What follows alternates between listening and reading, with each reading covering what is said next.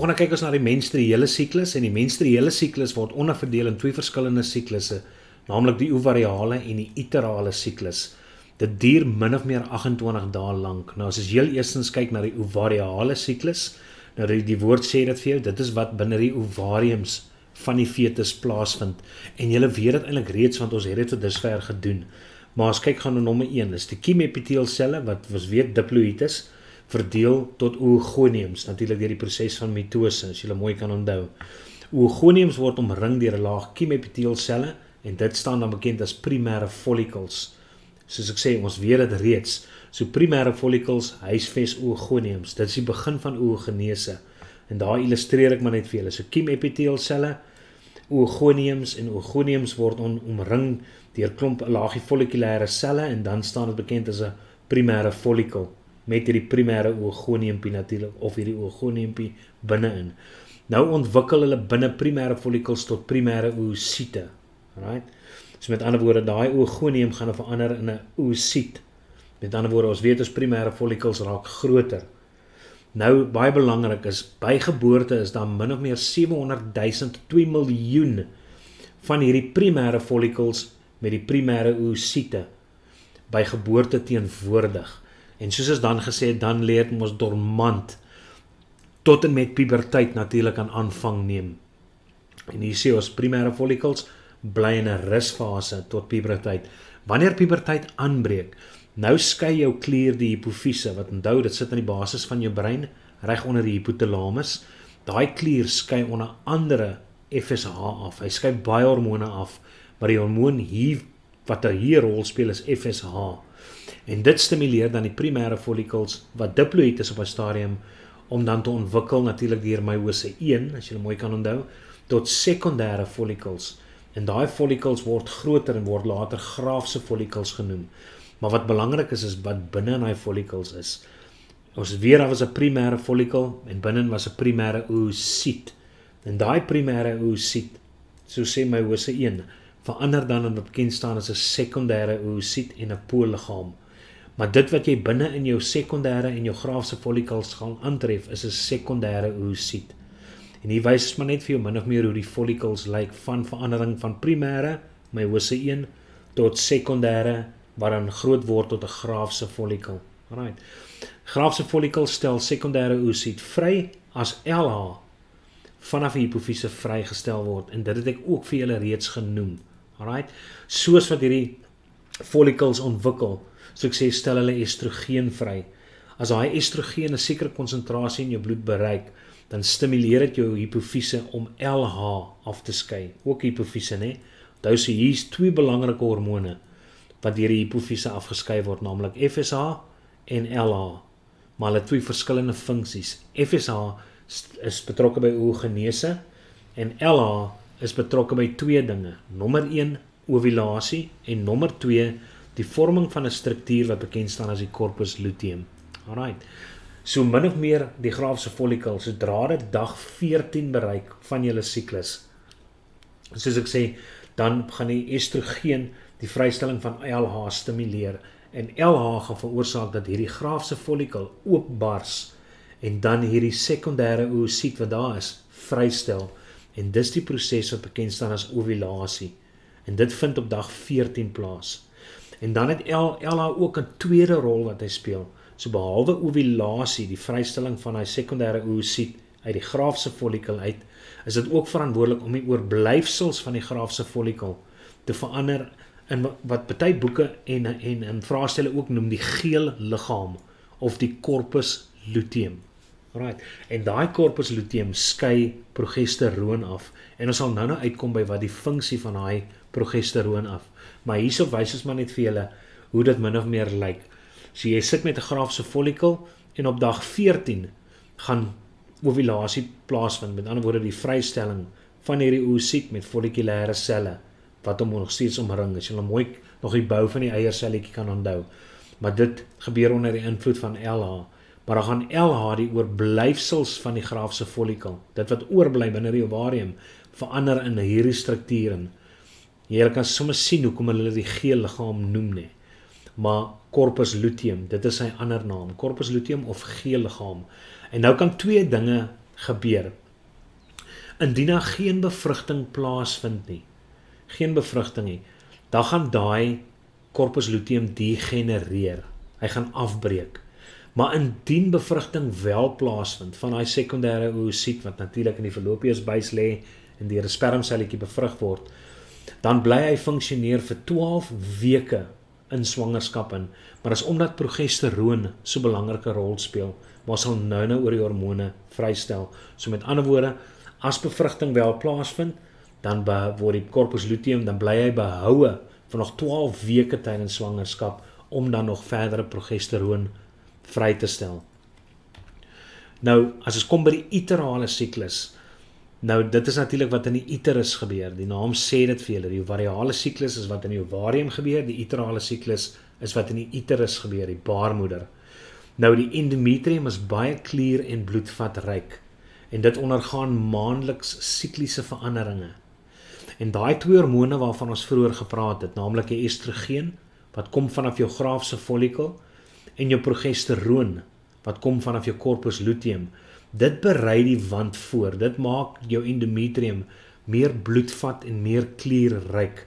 En dis wat ons bedoel by wanneer ons sê dit berei die wand voor vir moontlike implanting, sodat daai sekondêre oosit wat bevrug is en 'n sigoot geword het, soos waar hy sigoot nou verder beweeg deur die fallopiusbuis na die uterus se kant toe, dan raak dit 'n embrio. En dan gaan hy embrio gaan dan implant binne in die baarmoederwand, maar dit moet reg wees, dit moet voorberei wees. En dit is wat klier en bloedvatrykheid aanbetref. So hierdie twee hormone maak die endometrium meer klier en bloedvatryk, maak hom dikker om hom voor te berei vir moontlike implanting. Maar alright. Nou, daar kan ook natuurlik twee dinge gebeur met hierdie wand, met die endometrium wat verdik is.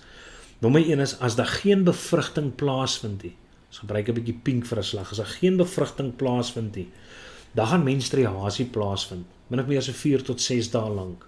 En dit wil sê, daai endometrium wat 'n dikker wand geword het, wat meer klier en bloedvatryk geword het, dit skeur los.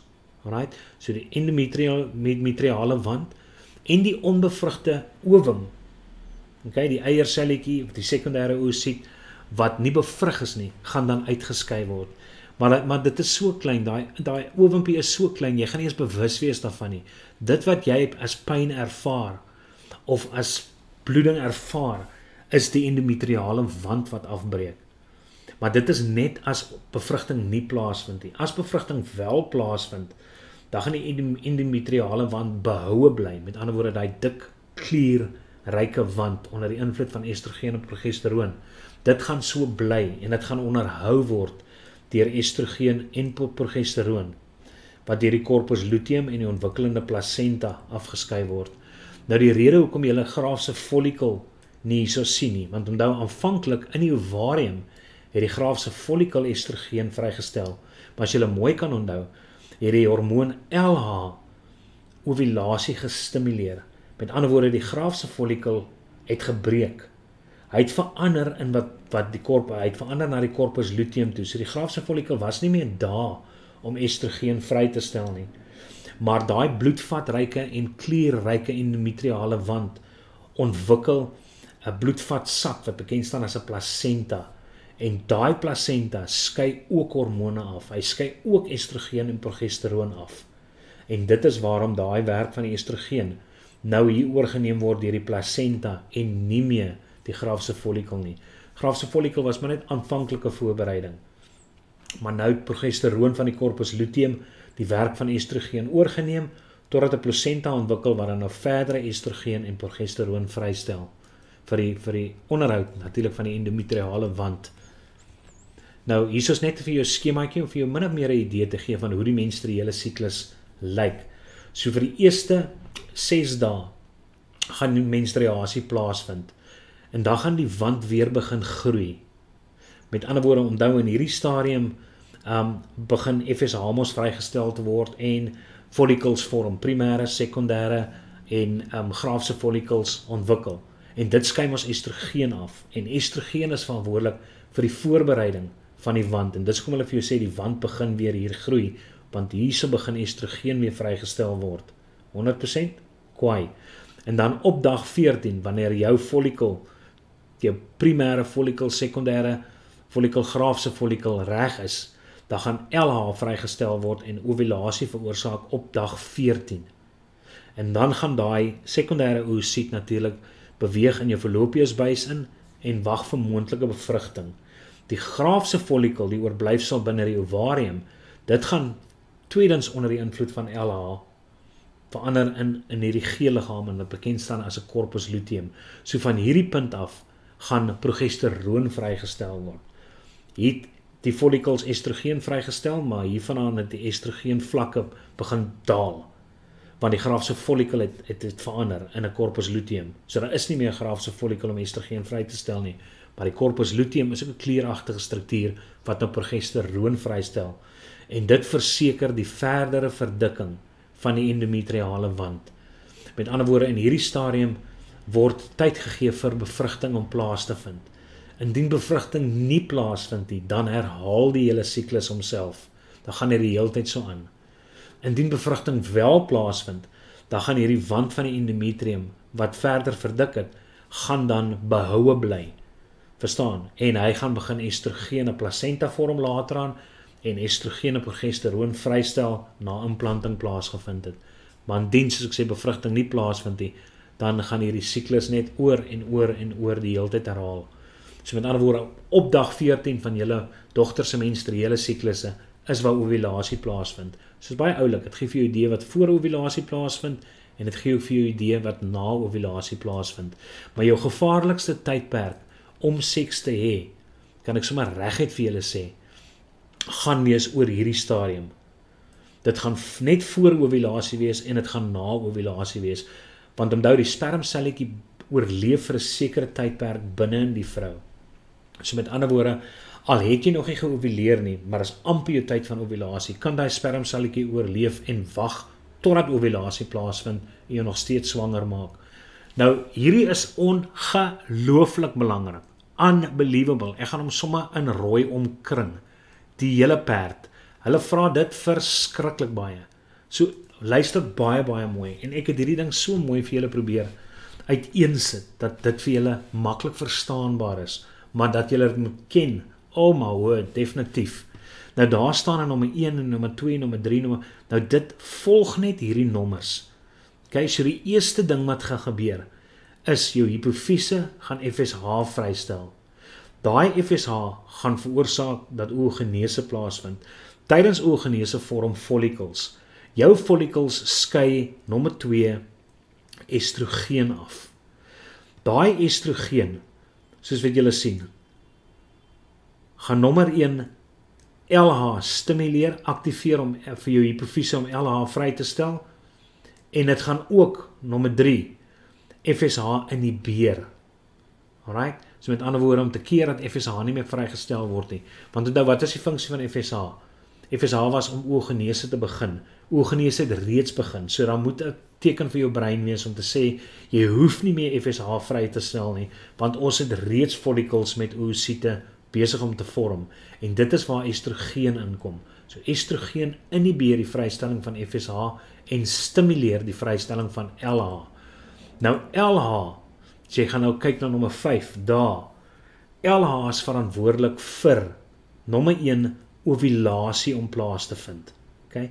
So ovulasie plaasvind. Daar is hy, nommer 7. Alright? Dan natuurlik is LH ook verantwoordelik vir die vorming van die corpus luteum wat julle daar sien. So LH is verantwoordelik, daai LH wat ook deur die hypofise vrygestel is onder die invloed van estrogen. Dit is ook verantwoordelik vir nie net ovulasie nie, maar die vorming van die corpus luteum. Okay, so 7 ovulasie, 6 corpus luteum. Daai corpus luteum stel progesteroon vry, nommer 8. Daai progesteroon het 2 funksies. Okay? Daai progesteroon bereis lank jou baarmoederwand voor. Met ander woorde stimuleer daai bloedvate om te vermeerder, om groter te word, om die klierweefsel te vermeerder, so met ander woorde dat jou endometriale wand meer bloed vat en klierryk raak. Dis een van die funksies van progesteroon. 'n tweede funksie van progesteroon is dit inhibeer beide FSH en LH. Alright? Want jy sien, dis nie meer nodig om 'n eiersel te produseer nie, want jy het reeds. Dis nie meer nodig om ovulasie plaas te vind nie, want jy het reeds geovuleer. En dis waarom progesteroon beide hierdie hormone inhibeer, dat niks van hulle vrygestel word nie. Sodra die vlakke van estrogen natuurlik en progesteroon daal, dan, daar staan min, dan gaan jou hypothalamus weer gestimuleer word om natuurlik die hormone vry te stel. Okay? Met ander woorde FSH om die ding weer in die gang te sit. Maar dit gebeur wanneer bevrugting nie plaasvind nie. Want as bevrugting nie plaasvind nie, dan vind menstruasie plaas. As menstruasie plaasvind, dan beteken dit jou endometriale wand wat estrogen en progesteroon kon afskei en jou corpus luteum het al gedegenereer. En dit gaan veroorsaak dat jou vlakke van estrogen en progesteroon in jou bloed daal. En dis waarom daai jou hypothalamus weer stimuleer om die hele proses te begin, om nommer 1 FSH vry te stel, follicles te vorm wat estrogen en so gaan dit aan en aan. So asseblief, luister mooi weer na hierdie gedeeltes soos wat ek dit verduidelik het en leer dit. Dit is baie goed. Die enigste ander ding wat ek uitgelos het is daai estrogen wat daar vrygestel is. Behalwe die feit dat dit FSH inhibeer, LH stimuleer die vrystelling, is dit ook verantwoordelik vir die voorbereiding van die baarmoederwand. Alright.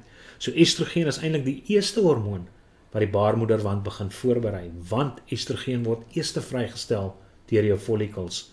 En daarna as jou graafse follicle degenereer en hy word 'n corpus luteum, dan verloor estrogen daai funksie want hy is nie meer daar nie. Dan gaan progesteroon daai funksie oorneem. Totdat daar natuurlik later 'n placenta kan ontwikkel as natuurlik bevrugting plaasgevind het. Hankie dorie. Okay. Nou, julle is baie lief daarvoor om hierdie grafiek ook vir julle te gee, maar is eintlik maar net 'n manier weer om julle menstruasie siklus vir julle te verduidelik soos wat ons eintlik reeds gesê het.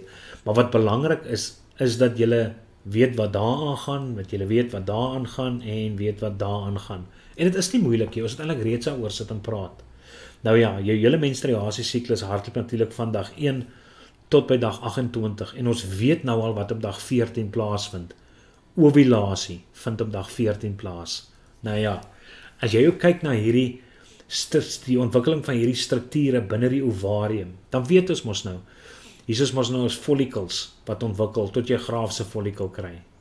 En wat skei die graafse wat skei die follicles af? Ons weet die follicles skei estrogen af. En dis waarom jy die estrogen vlakke hier sien styg. Alright? Want jou follicles skei estrogen af. En hoe groter jou follicles raak, dit wil sê hoe meer selle, kliercelle is daar, en hoe meer kliercelle daar is, hoe meer estrogen kan hulle afskei. En dis hoekom estrogen vlakke hierso styg. Maar nou sien jy, hier val estrogen vlak daar ewe skielik. Maar is omdat ovulasie plaasgevind het. So jou graafse follicle gaan vernietig word. Dit gaan verander in 'n corpus luteum. So daar is nie meer 'n struktuur wat estrogen kan vrystel na dag 14 nie. En dis hoekom die vlakke daar sit en daal. 100%, maar dan sien jy ewe skielik die vlak weer styg daarso. Nou dit wat die vlak weer daar laat styg, is natuurlik onthou wat was estrogen se eerste funksie. Wel, dat was een van sy funksies, behalwe die inhibering van FSH, stimulering van die vrystelling van LH, was estrogen ook verantwoordelik vir die voorbereiding, as ons net teruggaan na die vorige sketsie toe, daar, die voorbereiding van die baarmoederwand, onthou jy, en die voorbereiding het beteken, daar is meer kliercelle en meer bloedvate daar, en dit is waarom daai estrogen nou daar, daai stadium, nou begin styg weer, want dit kom van die baarmoederwand af, van die endometriumwand, wat klierryk is, daai kliere begin dan weer estrogen vrystel. So dit verduidelik estrogen. As ons kyk na progesteroon, kom ons maak skoon en ons vat 'n ander kleur. As ons kyk na progesteroon, dan sien die vlakke van progesteroon is laag aanvanklik. Natuurlik is dit laag, want daar is nie 'n struktuur wat progesteroon vrystel nie. Maar hier sien jy ewe skielik progesteroon styg. En die rede hoekom progesteroon hier styg na dag 14 is doodeenvoudig want die corpus luteum vorm. En daai corpus luteum struktuur, dit skei progesteroon af. En dit gebeur na dag 14. En dis waarom die vlakke van progesteroon styg na 14. Maar soos ons vir julle gesê het, dit bly behoue net tot op 'n sekere tyd. Die corpus luteum bestaan net vir 'n sekere tyd. Alright? Dis nou as bevrugting nie plaasvind. As bevrugting wel plaasvind, dan bly die corpus luteum behoue vir 12 weke in swangerskap in. Maar as bevrugting nie plaasvind nie, dan breek die corpus luteum af. En dis waarom die vlakke van progesteroon styg. Daar kan jy sien, dit breek af. En nou kan die corpus luteum ook nie meer progesteroon vrystel nie. Alright, so hopelik verstaan jy nou hierdie twee hormone. Dis jou geslagshormone, estrogen en progesteroon, want dit word deur die geslagsorgaan vrygestel, naamlik die ovarium. Hierdie twee hormone aan die ander kant, kom ons vat weer sommer groen vir 'n slag. Daai twee hormone wat jy daar sien, dit word deur jou hipofise vrygestel, en daai struktuur wat jy daar sien, dis jou hipofise.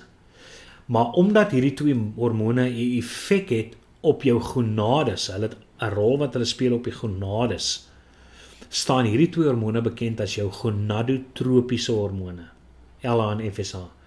So asseblief, moenie verward raak nie, dit word nie deur jou gonades vrygestel nie, dit het net 'n effek op jou gonades, maar dit word deur die hipofise vrygestel, daai klier in die basis van jou brein.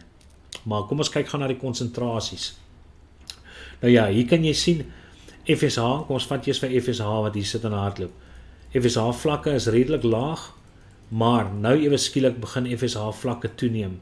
Hoekom word dit toeneem? Hoekom styg FSH vlakke? Want FSH is verantwoordelik vir die vorming van die follikel. En dis hoekom sy vlakke styg. Aanvanklik, as jy met my. Maar op 'n stadium dan begin dit daal. Maar dis soos ek gesê het, wat inhibeer die vrystelling van FSH? Estrogen. Nou sal jy sien, soos jou estrogen vlakke styg, nou begin op 'n stadium daai estrogen vlakke in jou bloed so toeneem dat dit 'n inhiberende effek het op FSH vrystelling. Met ander woorde, daai hoë vlakke van estrogen inhibeer jou hipofise om nie meer FSH vry te stel van daai punt af nie. 100%? Pragtig man. Dan ewe skielik sien jy hier weer 'n vinnige toename, net so 'n kort vinnige toename in FSH. Maar dis ook eenvoudig, want onthou, min of meer by dag 14 vind ovulasie plaas. En ovulasie beteken jy het nie meer 'n graafse follikel nie. En daai graafse follikel moet nog verander in 'n corpus luteum en dit vat 'n klein tydjie. So met ander woorde, daar is nou nie meer estrogen nie. En nou ewe skielik gaan daai vlakke van FSH styg, want daar is nie meer estrogen om dit te inhibeer nie. Maar jou corpus luteum soos hy vorm, produseer dan progesteroon. En progesteroon laat weer die FSH vlakke afneem. En dis kom ek ook vir julle gesê het op my vorige slide. Progesteroon se funksie, as jy mooi hier kan gaan kyk hier by nommer 8, is om FSH en LH te inhibeer, maar onder andere FSH. Alright? So asseblief, moenie die mekaar raak nie, dink net logies oor hierdie hele ding. LH se vlakke bly laag die hele tyd, maar tot jy kom op 'n sekere punt waar die estrogen vlak hoog genoeg is en ewe skielik LH stimuleer om vrygestel te word. Okay? Jou hipofise stimuleer om LH vry te stel, want LH is gewoonlik vir ovulasie. Maar as LH natuurlik hoog is, beteken dit estrogen gaan laag wees, want na ovulasie gaan die graafse follikel nie meer daar wees nie, en estrogen kan dan nie meer vrygestel word van die graafse follikel nie. Verstaan julle? Mooi man, ek is baie bly. Nou natuurlik is daar net genoeg LH om ovulasie aan die gang te sit, en dan natuurlik progesteroon word dan begin vorm. En nou sien jy LH vlakke neem ewe skielik af, want jou progesteroon wat vervaardig word, gaan LH inhibeer. Ok, dan is net bevrugting en implanting wat oorbly. Tydens kopulasie, dis waar jy die penis insit binne die vagina in, vind ejakulasie plaas, dis die vrystelling natuurlik van die semen. En onthou julle, semen bestaan uit seminale vloeistof en spermselletjies uit tydens 'n orgasme, en dan spermselle beweeg dan deur die cervix tot in die fallopius buis, en daar waar die eierselletjie mos wag, min of meer 1/3 in die fallopius buis, wag die eierselletjie of die sekondêre oosit. Wag vir die eerste derde, en daar sê hulle vir jou spermselle maak gebruik van litiese ensieme in die akrosoom. Nou ja, toe ek vir julle gesê het, julle moet daai byskrifte leer van 'n spermselletjie. Op die kopgedeelte van die spermselletjie, daai voorste punt, staan bekend as 'n akrosoom, en dit bevat dan hierdie ensieme, litiese ensieme. Alright, en daai litiese ensieme breek dan hierdie follikulêre selle wat hierdie oosit omring, breek die follikulêre selle af, dat die spermselletjie daar deur kan kom. En die follikulêre selle is dan bekend as jou koronaradiator, hy laag follikulêre selletjies. Kwaai? En dan as die eerste spermselletjie se kop deur die dweermembraan dring, dan daar is die dweermembraan waar daar so sit, daai pinkerigheid, daar is die dweermembraan. Verloor hy sy stert en die membraan verhard en dit raak ondeurdringbaar vir al die ander spermpies. So maak nie saak hoe naby ander spermselle is om deur te kom na die oosit toe nie. Sodra die eerste enetjie deurkom, dan verhard dit en keer al die res om natuurlik enigstens in te kan kom. Nou ondergaan die sekondêre oosit meiose 2 en vorm dan 'n volwasse ovum en 'n poolliggaam. En dan gaan die kernsel van die kern van die spermsel versmelt met die kern van 'n ovum. En dit is bevrugting hoor, dis die definisie van bevrugting wat julle daar sien. En dan vorm 'n diploïde sigoot. Want onthou die kern van die ovum is haploïd, die kern van die spermsel is haploïd. En by bevrugting kom haploïd en haploïd bymekaar en vorm dan 'n diploïde sigoot. Sweet bananas. En dan as ons kyk na die verdere ontwikkeling, indien bevrugting natuurlik plaasgevind het, dan gaan hierdie sigoot vervoer word deur ciliumbewegings natuurlik van jou kolomepiteelselle, peristalse van die gladde spier wat aan die wand van die fallopius buis is, en dit veroorsaak dan bewegings van hierdie sigoot dan deur na die baarmoeder se kant toe. Nou, soos wat die sigoot beweeg van die posisie van bevrugting af na waar hy homself inplant in die baarmoederwand, soos wat hy deur beweeg sin toe, vind mitose die heeltyd plaas. Kyk, met ander woorde, die heel identiese selletjies halveer en vorm dan later in 'n bolselletjies wat bekend staan as 'n medulla. So hier is almal stadiums van die embrio, hoor. Okay, dis eers as jou embrio begin ledemate knoppies vorm, dan begin dit bekend staan as 'n fetus, as jy eers ledemate kan herken. Maar tot dusver is dit dan, of tot voor dit gebeur, is hierdie verskillende stadiums, almal verskillende stadiums van die embrio. So 'n sigoot wat 1 sel is, verander in 'n embrio wat bestaan uit 2 selle uit, embrio het 4 selle, embrio het 8 selle, so gaan hy aan, tot jy later aan 'n bol selletjies het, wat bekend staan as 'n medulla.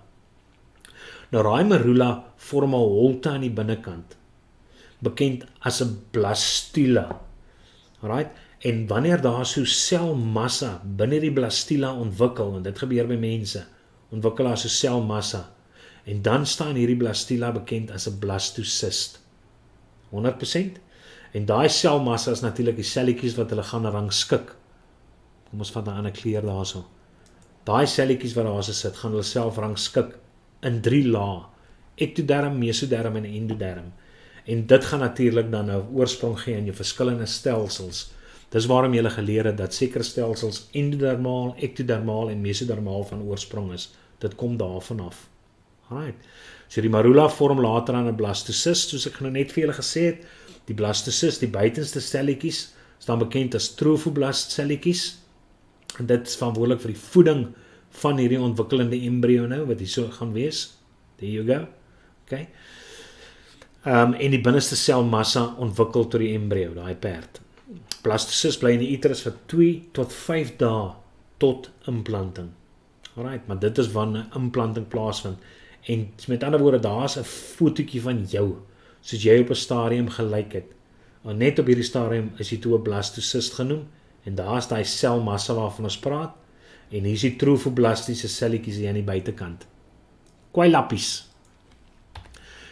Nou implanting, hierdie prentjie het ek net vir julle opgesit, julle hoef nou nie in soveel detail te ken nie, maar soos hierdie blastosist natuurlik beweeg, hierdie is die wand van die endometrium wat julle hier sien. Daar is 'n endometriale wand wat bloedvat en klierryk geraak het, waar 'n implanting geplaas vind. So hierso kom ons blastosist aan, en dan gaan hy blastosist gaan sulke vingeragtige uitsteeksels, bekend as villi.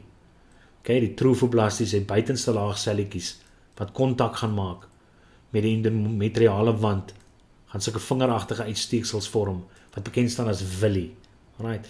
En dan gaan die villi saam met die moederlike weefsel, wat in hierdie geval bekend staan as decidia, maar dit vorm 'n bloedvatsak hierso in die endometriale wand, wat bekend gaan staan as jou placenta. Alright, en dit gaan 'n voedingsmedium wees en ook 'n medium om afvalstowwe te verwyder van die ontwikkelende fetus. Okay? En dan sê hulle ook vir jou die willie vorm dan 'n laag om die blastosist. Dit wil julle daarso sien, daarso vorm so laag om die blastosist. En daai laag wat dit omring gaan bekend staan as 'n chorion. Okay.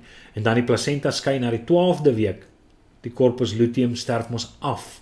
Onthou ons het gesê as bevrugting wel plaasvind, dan gaan die corpus luteum behoue bly tot in die 12de week van swangerskap.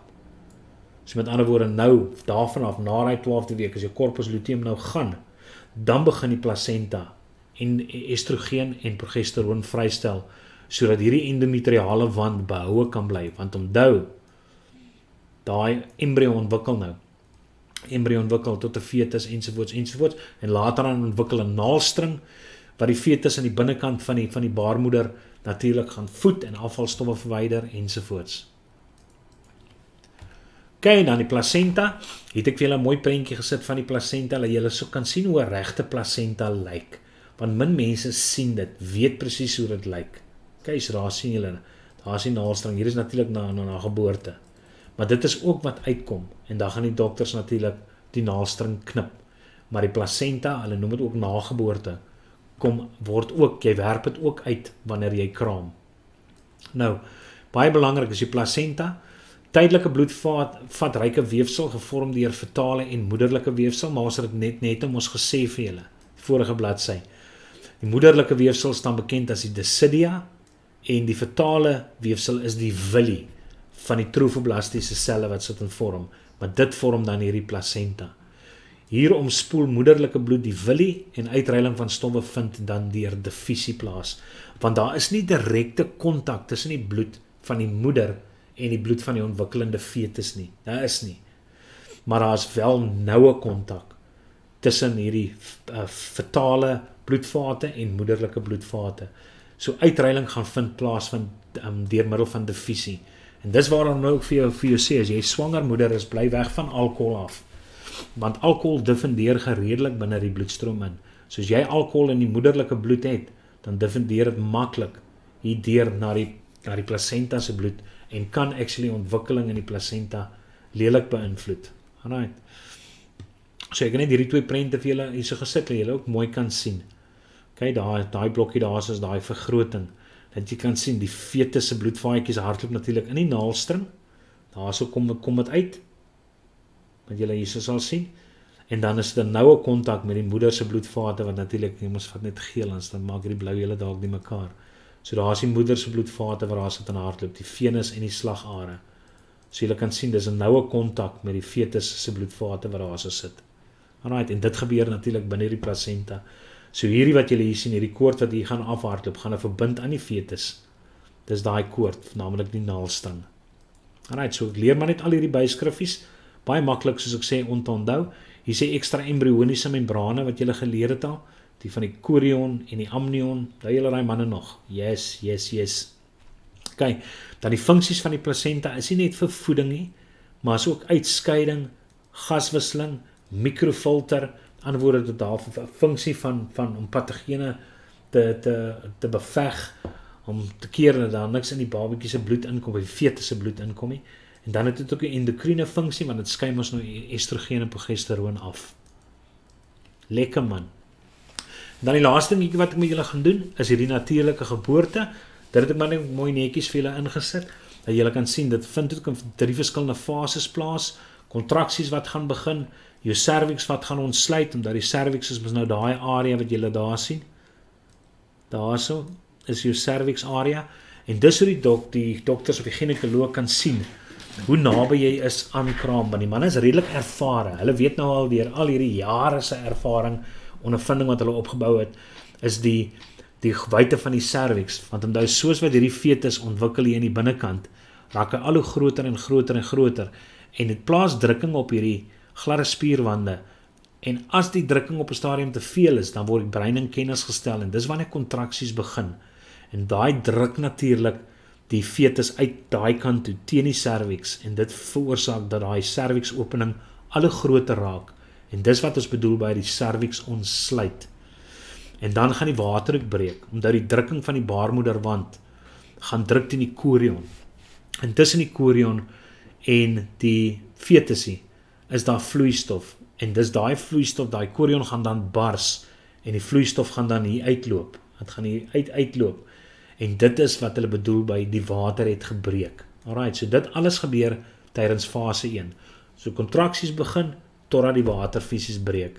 Dan fase 2 is die baba beweeg deur die geboortekanaal, die kan julle sien, van 4 af, hierso begin hy al die deur beweeg, deur die geboortekanaal, daardeur ensovoorts, en sodra hy gebore word, dan natuurlik die naalstring word dan geknip.